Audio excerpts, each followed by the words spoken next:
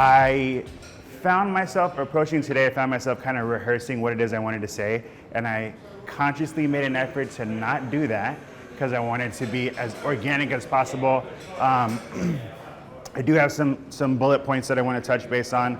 I think I want to stress that like my journey, my story is my story. Like I think a lot of people ask me questions wanting to know how they can do what I did, but like you can't. Like we're just not the same. Like I have a completely different set of skills and personality traits than you. So I want to offer just my story and not suggestions. So I got my start in the art community, and I bought a camera, and I moved to Florida to go to film school in 2010, and I got wrapped up in the restaurant industry. I started managing restaurants, and I didn't go to film school. I did buy a camera because for me, I DIY, like I can do it myself. I don't need anybody's help. If you show me how to do it, I'm gonna figure out how to do it myself. I think I have a lot more ingenuity than I do creativity even. So like, yeah, if I think I can do it myself, I will. I bought a camera. At the time it was like the top of the line camera that's Canon had to offer that did photos and video. So then I started doing documentaries. I started to try to film documentaries. I was working on a few projects, one of which was following some graffiti artists around Miami. And I've always felt the urge to express myself creatively, whatever it would be. So watching these guys do graffiti was super inspiring and impressive to me, and I wanted to try it. But they had been practicing for years. I can't freestyle a can of paint like they're doing. One of the guys recommended trying my hand at making a stencil. So I made this super basic E.T. Do you remember E.T. going through the moon on the bike? I cut a square out of I cut a circle out of a piece of cardboard, and I cut the shape out of the E.T. shape out, and that was my stencil. And so I rode around with these guys, and they would do their graffiti thing, and I would do my stencil. Eventually, I stopped doing so much video, and I started doing more photography. Pretty much because, I don't know if anyone's ever tried their hand at rendering video, like actually producing a video. It's really, really hard. It's really, really tedious. And it's not that I couldn't do it, but photography seemed like, I don't know, I never had even thought about photography until somebody asked me, have you ever considered taking pictures of this? Like, no, I'll try it, I say yes to everything. Number one piece of advice, say yes to everything. Have you taken pictures of this? No, yeah, I'll try it. And then eventually I started taking pictures of models and getting paid, and I pursued that route. I think I have a very entrepreneurial spirit. If I see a dollar sign, I'm going to try to monetize anything that I do.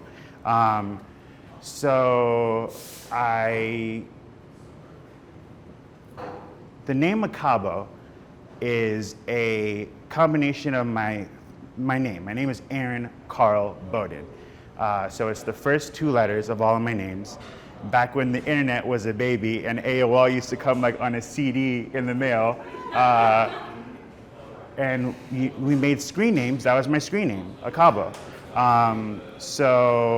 And that's just stuck with me. Anytime I've had to make a username for anything at all, it's been Aakabo my entire life. So Instagram comes out, Aakabo. Didn't even think about it. Started doing photography, started getting a little bit of notoriety doing that, and build my following or whatever. And people would ask me, how do you say your name? I don't know, I never said it before, I never said it out loud. I never planned on saying it out loud, So, yeah, people started knowing me as a photographer. This is Aakabo. Some people don't even know my name is Aaron, I don't think.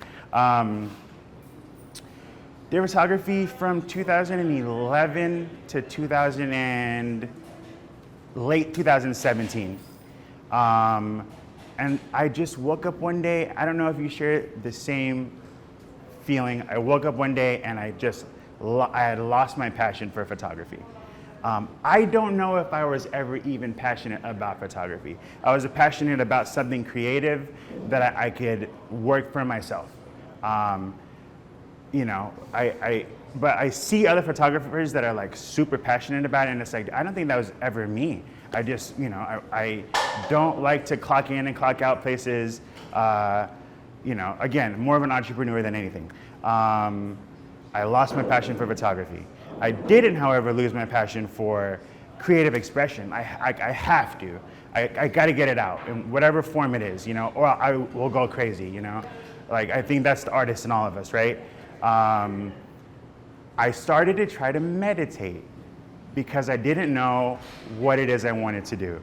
And I was in this space where I just like felt lost, and I thought meditation, my idea of meditation was that I could close my eyes and escape to this place where I would just be in total zen and all the answers would come to me. Well, I sucked at that. I sucked at meditating so bad at the time. So then I thought about what it was I was trying to gain from meditation. And then I started to look into more meditative things I could do, mindless things that just took time. I could sit with my thoughts, and I remember stencils. So yeah, I made my first, before that I was painting like abstract, like super abstract things, spray paint things on canvases. And people wanted them, so I would give it to them, I'd sell it to them, whatever. And then one day I remembered the stencils. I made this super basic 2-layer Salvador Dali. It was a matte black. It was high gloss black on matte black, tiny 8x10 stencil canvas. And I posted it on Facebook, social media, on Instagram. Mind you, I already had a little bit of a following because of the photography thing. Somebody said, "Is that for sale?" Boom, that was it, and I never looked back. I was working a job at the time in restaurant management for a company that pays like exceptionally well for restaurant managers. I walked away from that salary and I bought equipment. I wanted to do stencils. I bought a nice printer. The programs that I needed to try to do that, and I just started making art. And I think just like a lot of creatives, again, say yes to everything, right? I painted everything. I painted dogs, I painted pop art, I painted whatever I thought was cool, I painted. And then I met Evan. I had a collection of like 12 canvases. And I don't remember exactly how it was we met. Or I think somebody suggested, I was at Suvice, and somebody suggested they had this friend that does art shows, and Evan gave me my first art show. It was outside of YOLO. He put together this little thing where it was like a musician, people selling items. It was like a little flea market, like a little creative flea market. I don't know if anyone remembers that thing that Evan did, but since then he's grown like exponentially as well, and all the stuff that he's doing. So it's super cool to see your growth as well. And then I didn't have anything for sale at that show because I had another show coming up that a friend of mine, Maxence Doitier, had curated, and he wanted to sell the pieces there. So we did, it was like either the weekend after or the week after, or the week or 2 weeks after, we did a show at a place called One Door East, which is no longer open here in Fort Lauderdale. I brought 11 pieces and all of them sold. And I was like just blown away. We did a few shows at One Door East and they all sold. So it was like, wow, this is possible. One thing about me is like, if I say I'm gonna do something, I'm gonna do it. My friends know I'm not coming to you for advice. I'm not bouncing ideas. Yeah, I'm speaking out loud because I've already made my decision, and there's nothing that anyone that can say is going to stop me. When I told my mom I was quitting my job to become an artist, she's like, oh, okay, cool, good for you, that's awesome.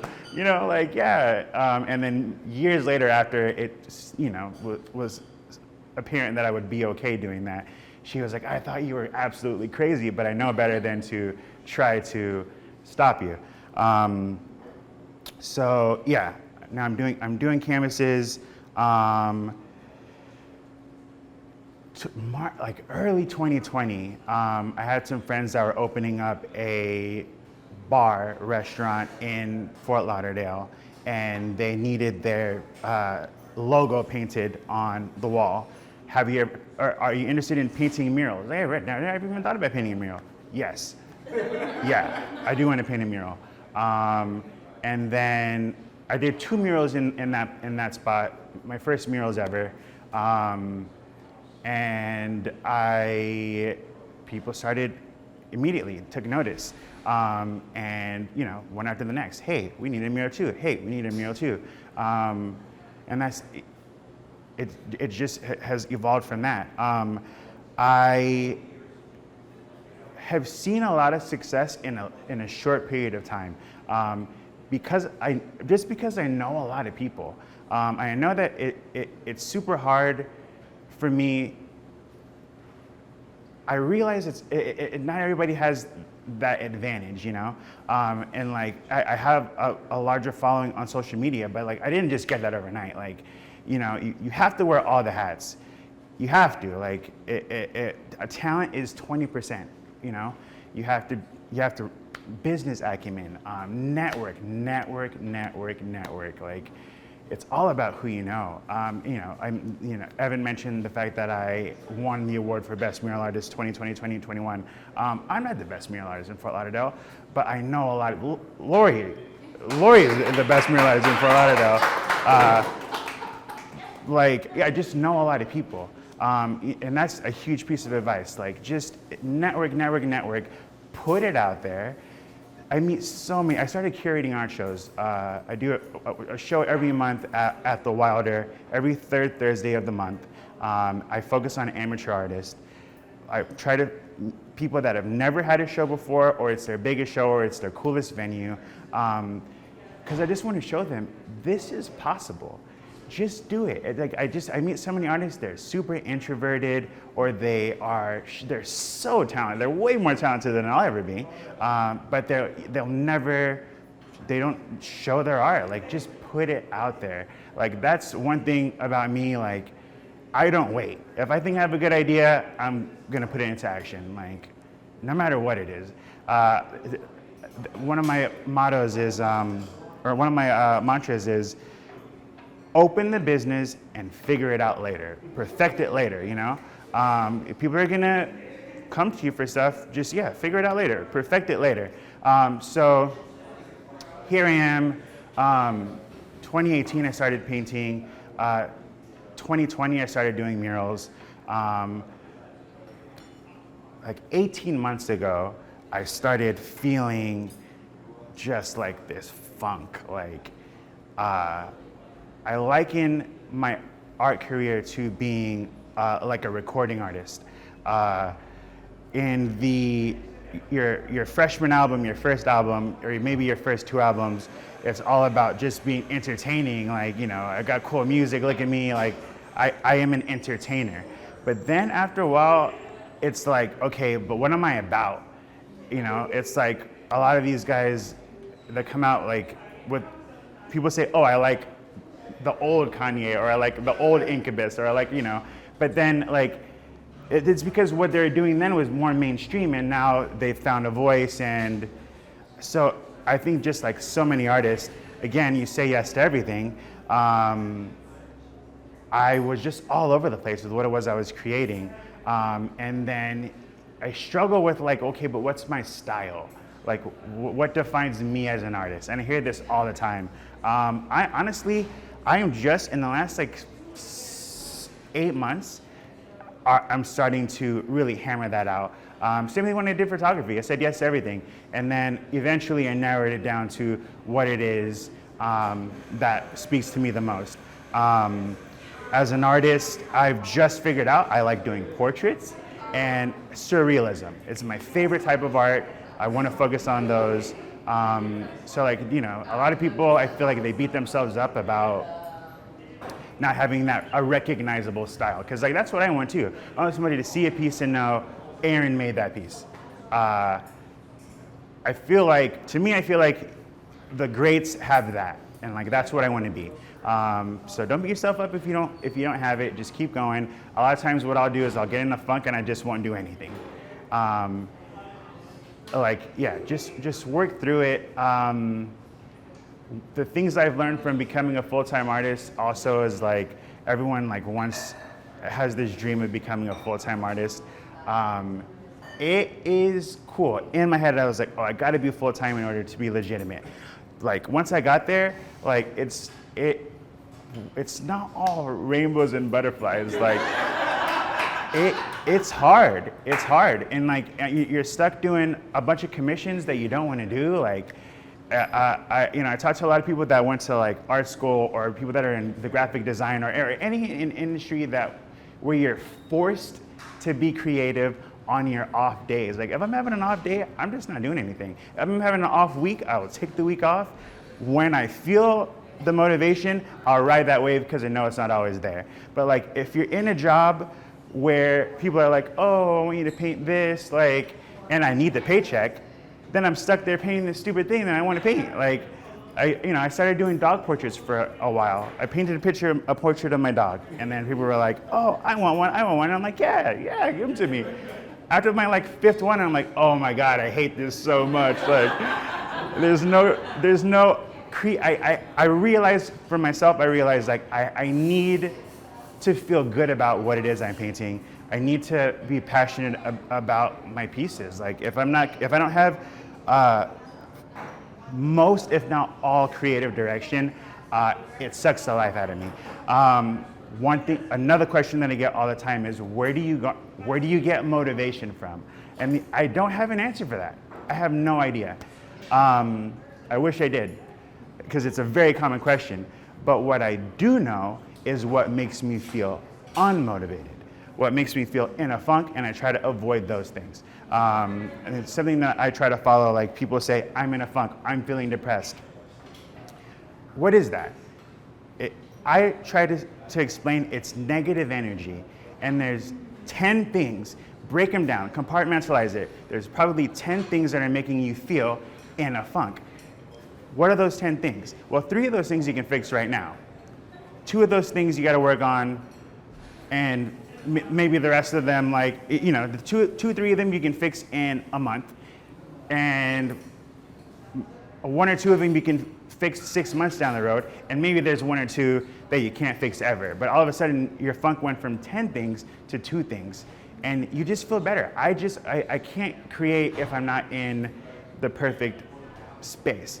If I'm stressed out, if I'm whatever, like, I recognize what makes me feel not creative, and I just try to avoid those things. That's the best advice I have in terms of like where to get inspiration. I wish I knew, but I don't. When it comes time for me to work, I will play my music. I will do the things that, like, sometimes there's things that I do sometimes that I just feel like, okay, I have to, like, if I'm just the perfect level caffeinated in the morning, I'm like, oh, I'm feeling creative. Like, so now I know, play my music, drink just enough caffeine, not too much, not too little. If I have too much, I know the things that put me in that mind state, and I try to do those things. I don't have all the answers. I'm still trying to figure it out. The things that have brought me success, treat it like a business and not like a hobby. Number 1. It's business acumen. I think the thing that has set me apart is, just a little bit of business acumen, knowing that, like, yes, I'm an artist, yes, I'm super talented, or not, like, I'm talking in general. Yes, we're artists, yes, we're super talented, but that's such a small part of what it takes to run a business as an artist. You gotta do the social media thing. You gotta wear all of the hats. Network. It's all about who you know. And again, I'm telling you, like, I know that my journey is not the same as your journey because I meet so many introverted artists, and I can see the anxiety in their face when it's time to be in front of people. I don't suffer from that, fortunately. But like you have to be humility, like you have to be likable. People want to work with somebody that's likable. Be professional, be timely. Number one piece of advice, you can't sit back and say, oh, I'm good at art, I'm gonna wait for somebody to discover you. Like, get out there and get your name out there and show people what's up. Like, this is me, this is my stuff. How many times are you like, oh, you hear people say, oh, I'm an artist. Like, everybody's an artist. Like, people don't take that seriously. If you say I'm an artist, you're like, oh, okay, cool. I just hand on my phone. I know my stuff is good. Here, look at my Instagram. And then all of a sudden it's like, oh, okay, cool. And then you gain a follower, you gain 2 followers. They tell their friends. 6 months down the road, it's like, hey, I know somebody that needs a mural. I know somebody that, I want a piece. Like, meet as many people as you can meet in this game. One thing that I got huge on before, around the time that I started doing art, opening up to the universe. Because before it was like, oh yeah, the universe, whatever. But like, I'm telling you, I opened up and just like one thing after the next just falls into my lap. So now I know, like, if I spent 6 weeks in Texas recently. Didn't know anyone there. Walking around, I see this lady. She's got paint on her shoe. Like, hey, lady. Why do you have that paint on your shoe? Are you an artist? Like, yeah, she is. Like, and she introduced me to so many other people. Like, if I'm sitting in a room and I feel gravitation towards someone, I'm gonna go talk to them, And like, I don't always lead with I'm an artist. Like, it makes me really uncomfortable when I'm in public and people are like, I'm at a point now where people like start to recognize me, and it makes me so uncomfortable. Like, I don't like being the center of attention at all. This is cool. I'm doing way better than I thought I was gonna. I have my perfect level of caffeine this morning, so like, I'm ready to go. Yeah, I mean, that's it. Again, I just want to stress. Does anyone know who Diane Portwood is? Yes. Diane Portwood and I were roommates, and we are studio mates. Diane is an animal. She works so hard. She's an incredibly hard worker. So people will ask me all the time, oh, isn't it so cool being around Diane? Like, it's gotta be really motivating to you. Like, no, dude, no. She's crazy. Like, I don't wanna be like that. She has her journey, I have my journey. Like, don't look at me and be like, oh, I'm gonna try to do what he did. Like, I don't think that is the right thing. These are my tidbits of advice. I think I've said everything that I want to say.